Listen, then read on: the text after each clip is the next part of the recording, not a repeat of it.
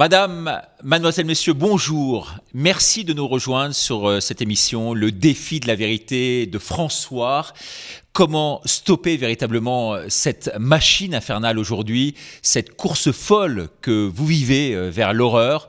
On va voir ça aujourd'hui avec mon invité, qui est un invité exceptionnel. Il draine derrière lui des centaines de milliers de followers, pour pas dire des millions. Le défi de la vérité, donc interview aujourd'hui une vraie star médiatique. Il s'agit de Jean-Jacques Crèvecoeur. Bonjour Jean-Jacques. Bonjour Richard. Vous êtes en direct du Québec. Vous avez été mandaté, il y a de cela quelques années, par le gouvernement belge pour formater véritablement les esprits à la télévision, chose que vous avez bien sûr, on l'imagine, refusée. Vous êtes par ailleurs bardé de diplômes, vous êtes l'un des grands spécialistes mondiaux reconnus en tous les cas de la manipulation. Vous en connaissez bien sûr tous les ressorts. Alors tout d'abord, première question, pourquoi Jean-Jacques cette interview à François ?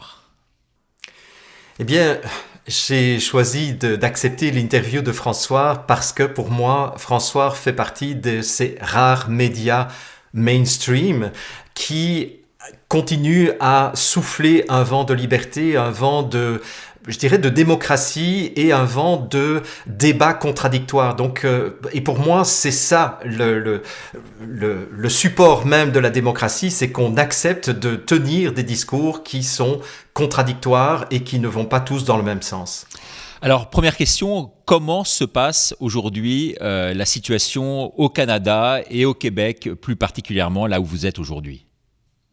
Je dirais que la situation au Canada et au Québec n'est pas très très différente de celle de la France, de la Belgique, de la Suisse, du Brésil, de l'Argentine, etc. Puisque ce sont des pays qui se sont complètement alignés à un plan déterminé, un plan globaliste, un plan mondialiste, et il y aura pas beaucoup de différences que je perçois puisque je suis un certain nombre d'actualités dans différents pays.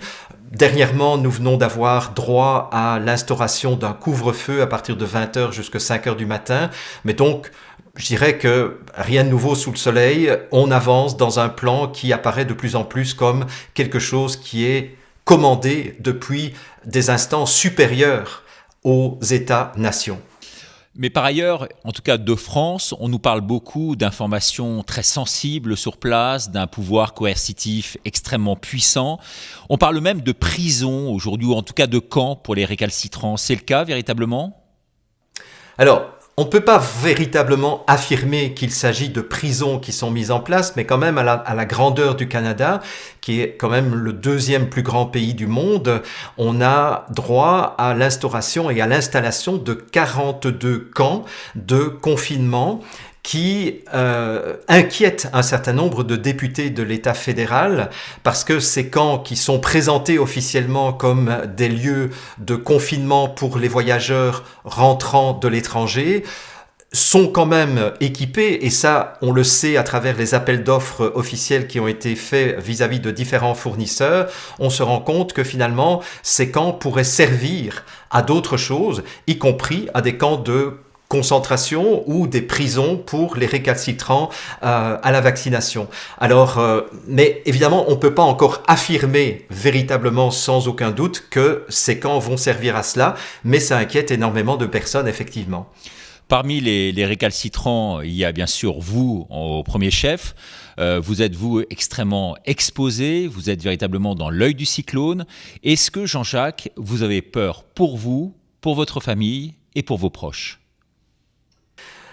Alors, c'est effectivement une question qu'on me pose souvent, c'est « est-ce que j'ai peur ?» Et pour répondre à cette question, il faut que je revienne au combat que j'ai mené au moment de la grippe H1N1, où je m'étais déjà rendu compte à toute une série d'indices que nous étions face à une manipulation mondiale, à une propagande dont le but pas très avoué était de vacciner une bonne partie de la population.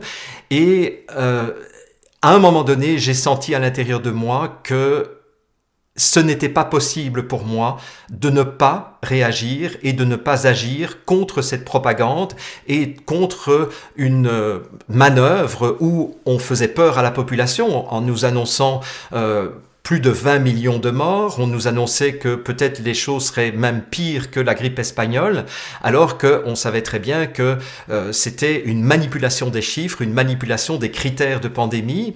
Et donc, à un moment donné, je me suis trouvé face à cette situation que Schopenhauer décrit très bien, où il dit, à un moment donné de notre existence, il y a un tu-dois auquel on ne peut se soustraire.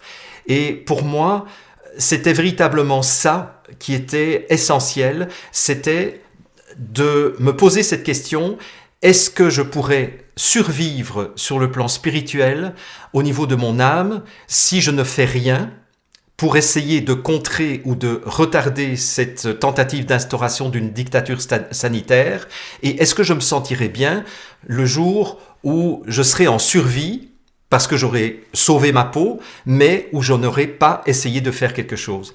Et donc c'est là où, pour moi, la décision a été prise de préférer me faire tuer par les compagnies pharmaceutiques, parce que je savais déjà à l'époque que ça faisait partie des manœuvres courantes des compagnies pharmaceutiques. Il suffit de regarder le film La Constance du jardinier pour se rendre compte que les opposants aux compagnies pharmaceutiques peuvent se faire tuer, effectivement.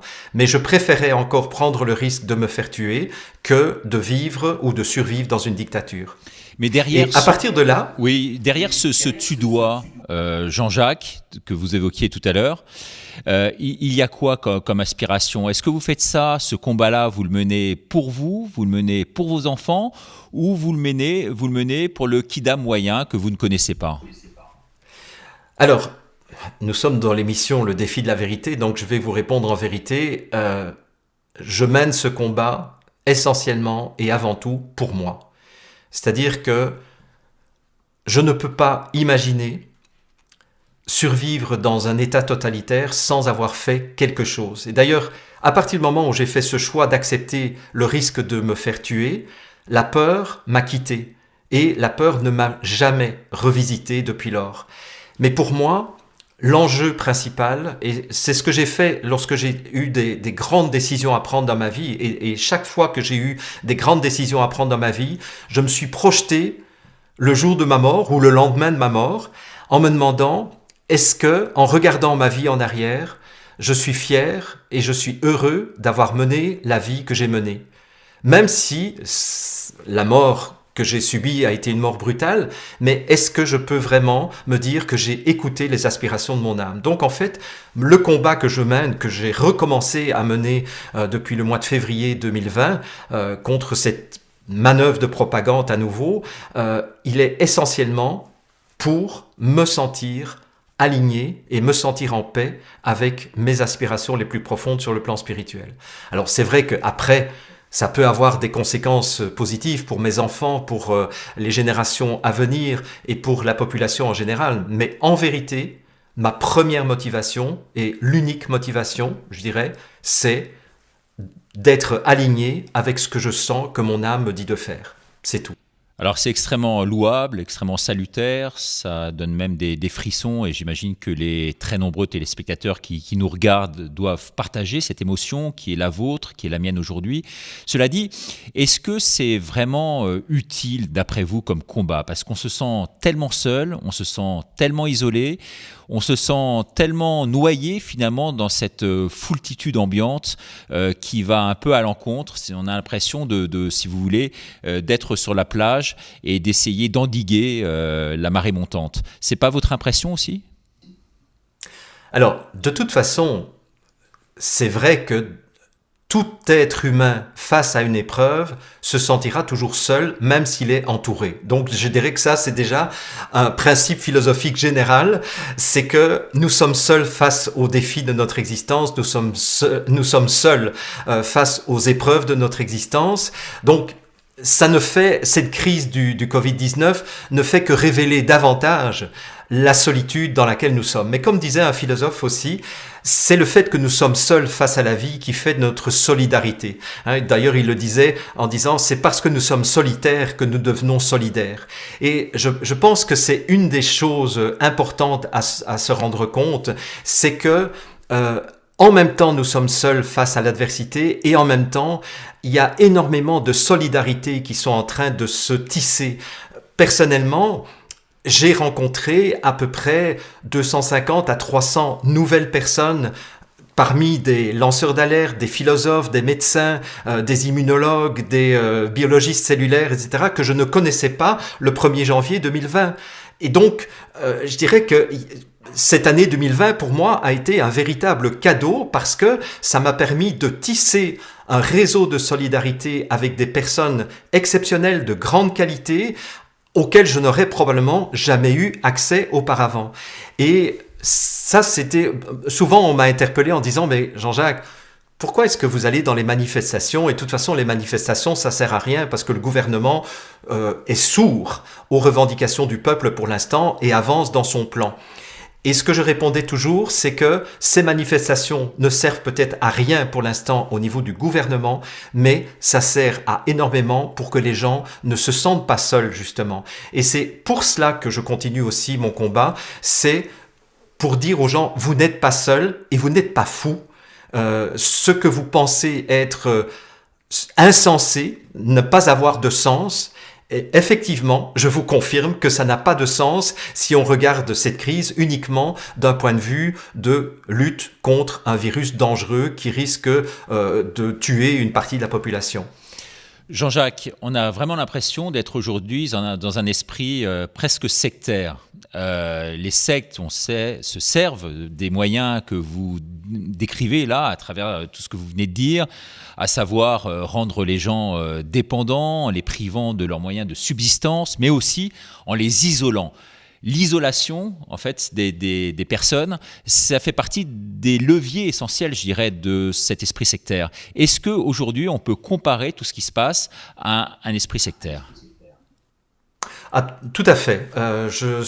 D'ailleurs, dans une de mes émissions de l'info en question, je m'étais amusé à reprendre les critères de définition d'une dérive sectaire donnée par l'UNADFI, donc c'est l'Union nationale des associations de défense des familles et des individus, qui est une des instances anti-sectes qui a été mise en place après le suicide de l'Ordre du Temple solaire.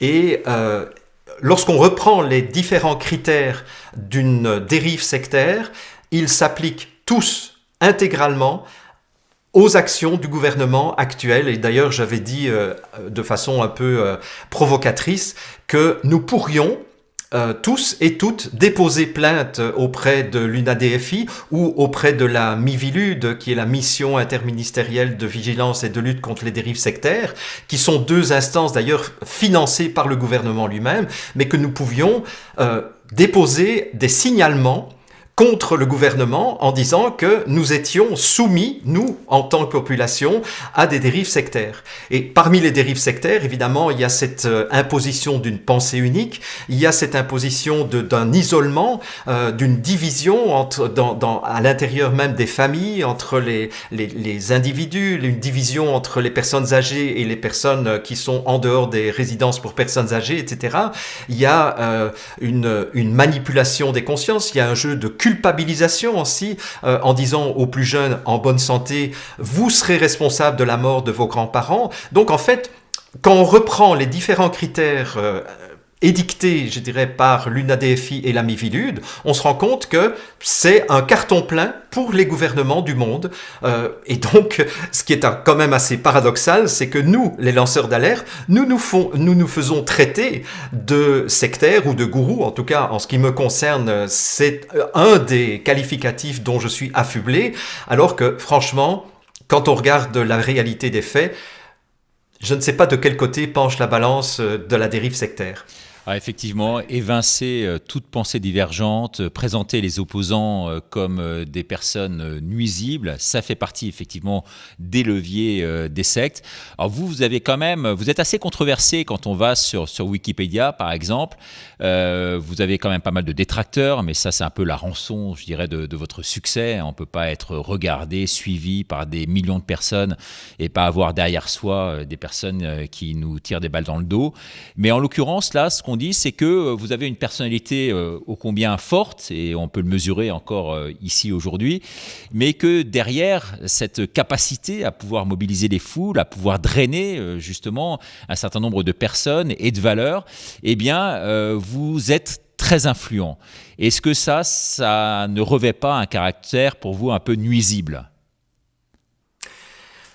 Alors ça, c'est une réalité. Je dirais que depuis que l'école de Palo Alto, dans les années 60, s'est intéressée au phénomène de communication et de relations, il est évident que nous sommes tous, à partir du moment où nous communiquons, nous sommes tous des personnes qui nous influençons les uns les autres.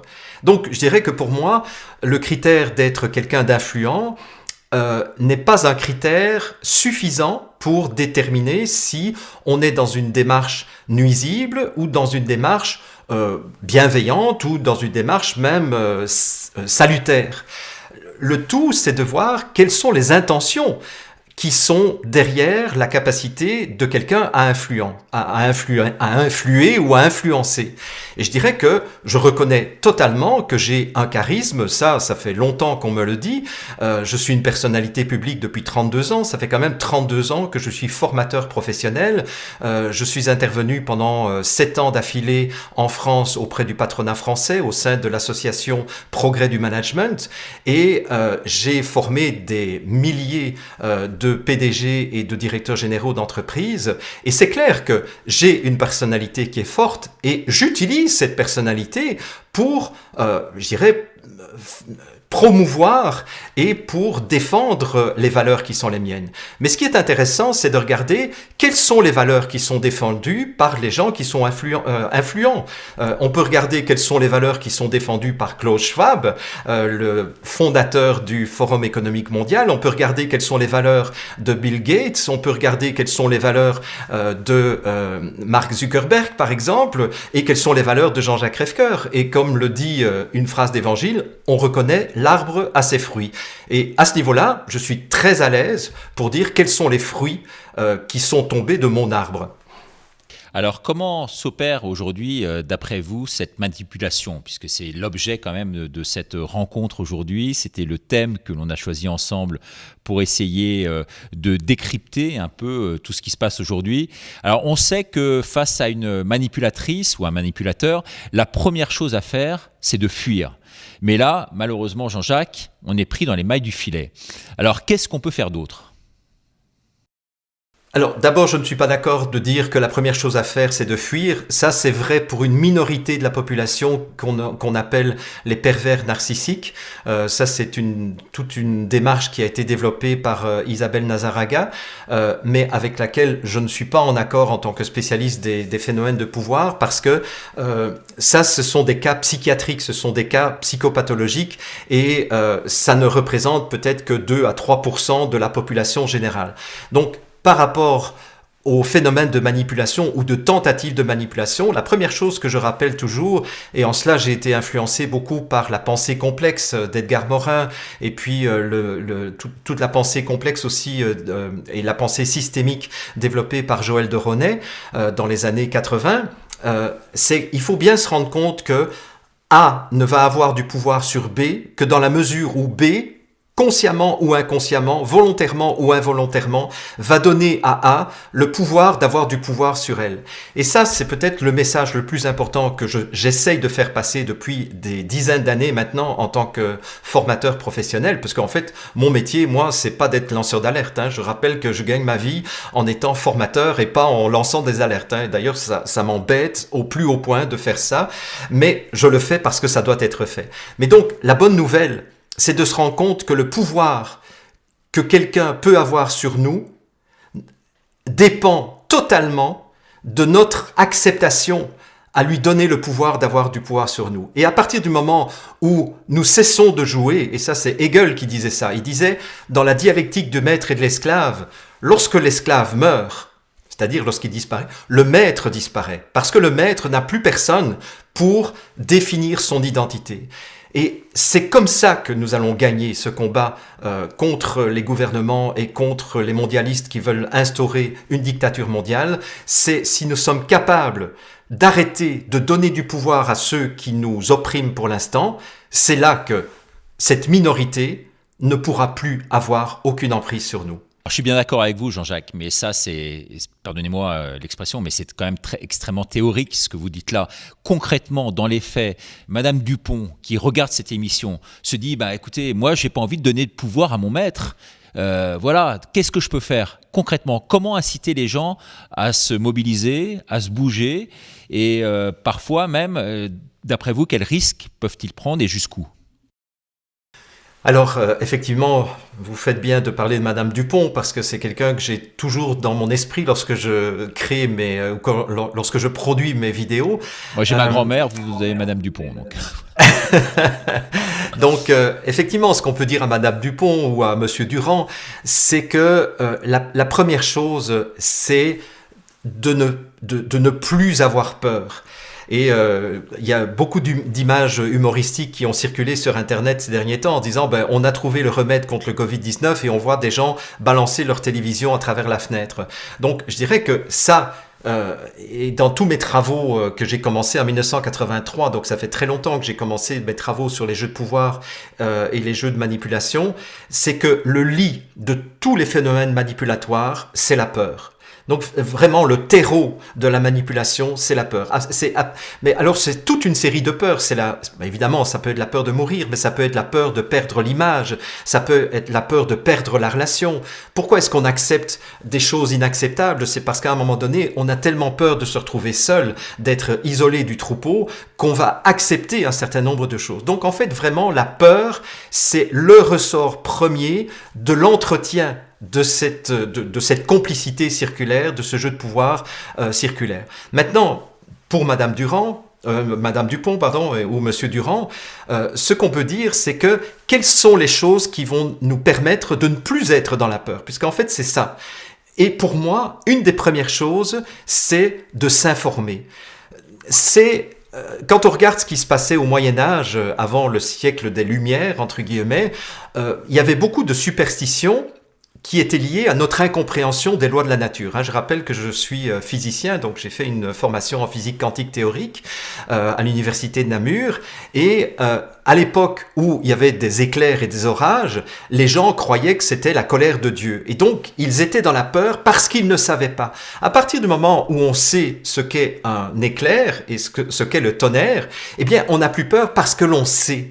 Et c'est ça sur quoi, je dirais, l'élite mondiale a joué depuis des dizaines d'années, c'est dans la diminution du niveau de conscience de l'humanité, dans la diminution de la qualité de l'enseignement, de l'éducation, dans la diminution d'un certain nombre de cours qui éveillaient à la pensée critique, à la philosophie, à l'histoire aussi. Je ne sais plus qui disait, je crois que c'est Thomas Jefferson qui disait « Un peuple à qui on enlève son passé est condamné à le répéter éternellement. » Et effectivement, moins on nous raconte la vérité de notre... Oui, c'est ça. Comment ? C'est la compulsion de répétition, en quelque sorte, en psychologie. psychologie. C'est exactement ça. C'est parce que nous ne sommes pas conscients de ce qui s'est déjà passé. Par exemple, en 2009 avec la grippe H1N1, mais si on remonte plus loin dans le temps, on se rend compte que les manipulations venant des États, des gouvernements, sont monnaie courante dans l'histoire de l'humanité. Sauf que,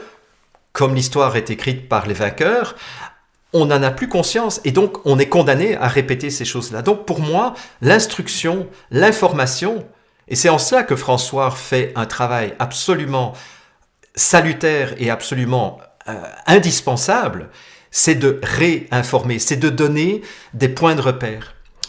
Et c'est peut-être un autre élément aussi qu'on peut dire à Madame Dupont, c'est que c'est à partir du moment où nos points de repère changent en permanence que nous allons tomber dans la peur. C'est une image que je donne très souvent dans mes formations. Je dis, imaginez que on vous bouche les oreilles, on vous bouche les yeux, on vous amène dans une pièce que vous n'avez jamais visitée. Et puis, qu'est-ce que vous allez faire ? La première chose que vous allez faire, c'est que vous allez essayer d'identifier les limites, donc les murs de cette pièce. Mais imaginez que cette pièce est une pièce expérimentale et qu'en permanence, les murs vont reculer, vont avancer, que le sol va s'abaisser, que le plafond va s'abaisser, va s'élever, etc. Et vous allez vous rendre compte que là où vous pensiez que le mur de gauche se trouvait, il y a 2 minutes, il n'y est plus, ou il y est beaucoup plus proche. Qu'est-ce que vous allez faire ? Vous allez vous asseoir au milieu de la pièce et vous allez attendre que l'expérience se termine. C'est-à-dire qu'on va vous plonger dans un état de sidération parce que vous aurez perdu vos repères. Et c'est ça que le gouvernement a fait depuis le mois de février. Sous prétexte qu'on ne savait pas, sous prétexte que c'était un nouveau virus, on a dit il faut pas porter de masque. Et puis, ah ben non, il faut porter le masque. Et maintenant, c'est obligatoire à l'intérieur. Maintenant, c'est obligatoire à l'extérieur. On nous a dit il n'y aura pas de vaccin. Et puis on nous dit ah ben si, il va y avoir un vaccin. On nous a dit l'hydroxychloroquine, c'est bon. Ah ben non, c'est pas bon. Ah ben si, c'est bon, etc. Donc en fait, quand les repères changent en permanence, c'est une excellente façon de mettre les gens en sidération. Et c'est ça qui se passe. Donc en fait, Madame Dupont, il va falloir que vous retrouviez des points de repère à l'intérieur de vous, parce que, ou dans des informations moins polluées par les conflits d'intérêts, parce que sinon, vous allez devenir folle. Vous allez être en sidération et maintenu en sidération. Effectivement, il y a deux mots que je retiens de cette intervention, en tout cas la dernière, c'est sidération d'un côté et puis information de l'autre. Mais c'est vrai, Jean-Jacques, qu'on entre quand même dans un combat aujourd'hui extrêmement intensif entre la désinformation d'un côté et puis contre la vérité, en tout cas celle qu'on défend, nous, avec nos valeurs qui sont les nôtres. Et tout cela sème quand même une très grande confusion générale. Et il y a beaucoup de personnes, je crois assez nombreuses, qui se situent finalement entre les deux camps. C'est pas votre impression aujourd'hui ? Oui, c'est ça. C'est que je me rends compte que pour l'instant, c'est encore une minorité de personnes qui se sont éveillées et qui ont compris qu'il n'y avait aucune intention bienveillante de la part des gouvernements. C'est clair, parce que sinon, ce serait difficile d'expliquer un certain nombre de mesures qui ont été prises et dont on a la preuve maintenant avec le recul de pratiquement 1 an qu'elles n'ont jamais été efficaces. Pourquoi continuer des confinements alors qu'on sait et je sais que vous avez donné la parole à plusieurs reprises au couple de l'Épine, qui a montré que les pays qui avaient pratiqué le confinement strict avaient plus de morts par million d'habitants que les pays qui avaient pratiqué un confinement modéré ou pas de confinement du tout. Donc, on sait que ces expériences de confinement, de distanciation sociale, non seulement ne marchent pas du point de vue strictement sanitaire, mais on sait en plus que les dégâts collatéraux en termes d'augmentation du nombre de suicides, dont les médias mainstream pratiquement ne parlent jamais, les faillites qui vont entraîner à moyen terme son lot de cancers, de dépressions, de maladies chroniques extrêmement graves. En fait, si vraiment le gouvernement avait une intention bienveillante vis-à-vis de la population, il dirait, attendez, on s'est trompé, on arrête le confinement parce que ça fait plus de dégâts et en plus, ça ne donne aucun résultat en termes de protection virale ou virologique. Mais donc, il y a une minorité de gens qui ont compris, il y a une minorité de gens indécrottables qui croient dur comme fer au fait que le gouvernement veut notre bien. Et comme disait un de mes amis, s'il veut votre bien, il l'aura à un moment donné. Mais bon, ça c'est une blague à part. Et puis, il y a des gens qui aujourd'hui aussi entre qui ne savent pas très bien quel camp rejoindre. Ce que les gens me disent, c'est qu'une fois qu'ils ont ouvert les yeux, c'est impossible pour eux de revenir en arrière. Mais c'est vrai qu'il y a encore une énorme majorité de gens qui disent ça n'a pas d'allure, je ne comprends pas, mais en même temps, je n'embarque pas dans ces théories conspirationnistes. Et ça, c'est aussi quelque chose de très pervers en termes de manipulation, c'est que très vite, les médias mainstream ont étiqueté ceux qui voulaient tenir un discours différent, tout simplement, par souci d'un débat démocratique, ont été étiquetés conspirationnistes, de la même façon qu'à l'époque du macartisme, on étiquetait les gens de communistes et puis on les a étiquetés de gourous de sectes, puis de communistes, ou enfin bon, bref, les étiquettes dispensent de réfléchir. Ça fait partie effectivement d'un des leviers de cette manipulation que vous expliquez très bien, Jean-Jacques. Ce que je voudrais savoir également, c'est votre état d'esprit aujourd'hui, parce que à force d'être un peu Cassandre, comme je le suis moi, de donner des informations à connotation extrêmement négative à longueur de journée, de plonger dans le catastrophisme ambiant. Quels sont pour vous, on devient sombre, un peu plus sombre que la normale, même si on se sent éveillé et pousser des ailes à ce niveau-là. Mais ce que je voulais dire par là, c'est quel est votre état d'esprit, vous, quels sont vos motifs véritablement de satisfaction aujourd'hui ? Alors, autant en 2009, lorsque je me suis battu contre la propagande H1N1, je me suis détruit psychologiquement et spirituellement en 3 mois et demi, parce que je suis entré dans une attitude de violence qui était très intense. Vous m'auriez donné une épée, j'aurais tranché la tête de tous les ministres de la Santé et de tout l'establishment de l'OMS, c'est clair. Et après 3 mois et demi, j'étais détruit intérieurement parce que j'étais rongé par cette violence. Et un jour, ma femme m'a interpellé en disant « Mais Jean-Jacques, est-ce que tu te rends compte que tu es aussi violent que les gens que tu combats ?» Et finalement, on est dans un combat où il n'y aura pas de gagnant. Et effectivement, après 3 mois et demi, il m'a fallu plus de 2 ans pour me réaligner et me reconnecter à des valeurs, je dirais, positives. Pendant 2 ans, j'ai été vraiment dans un désarroi et à quoi bon? À quoi bon continuer à faire mon métier de formateur pour enseigner aux gens à prendre soin de leur vie et de leurs besoins si on est face à des psychopathes comme cela? Et ça m'a servi de leçon. D'ailleurs, j'ai commencé une analyse jungienne juste après la crise du H1N1. Donc ça a été un des cadeaux de la crise, c'est que dès février 2010, j'ai commencé une analyse en demandant à mon analyste, mais aidez-moi à regarder quelles sont les ombres qui sont à l'intérieur de moi, parce que je suis traumatisé par cette violence dont j'ai été capable dans mes propos pendant 3 mois et demi. Ça m'a servi de leçon, ce qui fait que maintenant, ça fait plus de 11 mois que je me bats quotidiennement. Je passe à peu près 80 heures par semaine dans ce combat et je suis toujours aussi serein, je suis toujours aussi positif, je suis toujours aussi aligné que je ne l'étais le 3 février lorsque j'ai publié ma première vidéo où je disais « ils nous refont le coup de 2009 avec la grippe H1N1 ». Et pour moi, je prends véritablement ce combat comme un exercice de musculation spirituelle. Vous savez, quand on va dans une salle de musculation, on prend des poids et donc ces poids qui nous résistent nous aident à développer nos muscles. Bon, moi je ne suis pas un adepte de ça, mais enfin ceux qui font du fitness ou de la musculation, ils utilisent la résistance de la matière, je dirais de la pesanteur, pour se muscler physiquement. Eh bien, moi, c'est comme ça que je vois ce combat.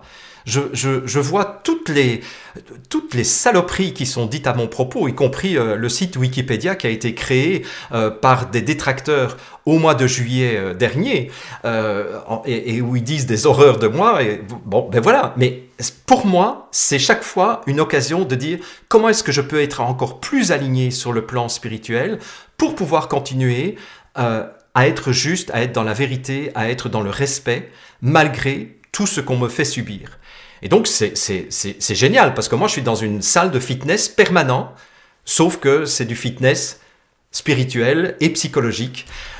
Donc, je reste très positif et et j'encourage, je dirais, un maximum de personnes à rester dans cet alignement. Dans ma dernière conversation du lundi, je parlais justement du fait que le charbon, lorsqu'il est compressé de plusieurs tonnes par centimètre carré, peut devenir, selon certaines conditions, du diamant. Parce que le charbon et le diamant, ce sont des atomes de carbone. Simplement, la différence entre les deux, c'est que la compression du charbon va faire qu'il y a un réarrangement réticulaire des atomes de carbone qui fait que ça devient du diamant. Bon, la plupart du temps, ça ne passe pas dans l'autre sens. Le diamant ne peut pas redevenir du charbon, heureusement, au prix où coûte le diamant. Mais c'est ça, nous sommes appelés à devenir des diamants dans cette épreuve dans laquelle nous sommes. En tout cas, vos discussions du lundi valent de l'or, si on peut appeler ça ainsi. Et oui. C'est vrai qu'elles ont été censurées, elles ont été blacklistées. Vous faites partie vraiment des personnes à qui on en veut énormément aujourd'hui d'exister, médiatiquement parlant. Et donc, vous avez décidé, et on arrive justement bientôt au terme de cette émission, donc j'aimerais que vous puissiez vraiment me préciser ça de votre part de façon très, très technique et pratique. Vous avez donc musclé à la fois les serveurs pour avoir une bonne fluidité, si vous voulez, dans la discussion discussion. Et puis en parallèle, vous avez décidé de monter une sorte de nouveau site, une nouvelle plateforme de relations, de mise en affinité des gens entre eux, un site de soutien, c'est bien ça, pour permettre aux gens à la fois d'exister s'ils se sentent une voix contraire à celle aujourd'hui des mainstream, et puis de pouvoir, grâce à un système dont vous allez nous parler de repérage en quelque sorte, de créer une sorte de mythique, hein, c'est ça, c'est un mythique des anti-mondialistes. On peut appeler ça comme ça ? On pourrait appeler ça comme ça de façon assez résumée, effectivement. Donc, en fait, effectivement, depuis quelques mois, j'ai fait développer d'une part une plateforme de streaming un peu similaire à YouTube parce que je voulais être totalement indépendant. Et cette plateforme s'appelle fulllifechannel.com qui est donc hébergée sur une multitude de serveurs dans le monde et donc me présente aujourd'hui des conditions de sécurité puisque ma chaîne YouTube a été supprimé alors que j'avais fait 13 millions et demi de vues en 6 mois avec 235 000 abonnés. Donc j'ai dit bon très bien, je vois à quel jeu vous jouez, c'est très bien. Je vais utiliser une partie de l'argent que j'ai dans mon entreprise de formation pour créer une plateforme. Et donc cette plateforme de Full Life Channel aura probablement comme vocation aussi d'accueillir d'autres lanceurs d'alerte, mais je commence évidemment avec ma propre chaîne parce que même Odyssée, je ne leur fais pas confiance parce que Odyssée est possédé par la société Alphabet qui est le propriétaire de Google. Et donc croire que sur Odyssée on est à l'abri, c'est peut-être un peu naïf. Bon, et alors à côté de ça, effectivement, j'ai demandé à mes développeurs informatiques qui sont en Europe de créer une plateforme qui aurait les mêmes fonctionnalités que Facebook, Twitter, LinkedIn et dotée d'un moteur de recherche qui permettra aux gens d'identifier les personnes qui se trouvent dans un rayon de 10 km, 25 km, 50 km, qui se trouvent dans le même département, qui se trouvent dans la même ville, etc.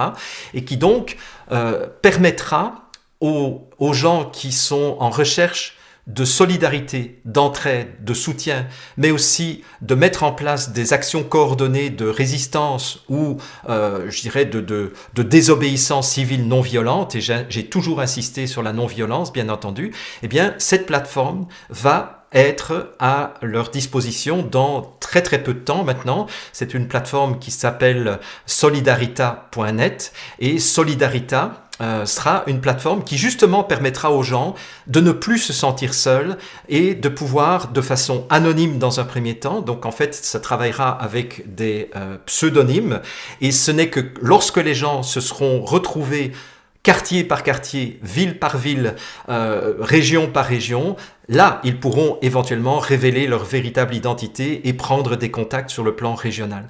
Mais voyez, ça s'adresse aussi, par exemple, aux restaurateurs d'une ville qui voudraient tous se coordonner pour dire, eh bien maintenant, ça suffit, nous allons réouvrir nos restaurants. Nous avons la preuve que les mesures de confinement, les mesures de fermeture, de couvre-feu, etc.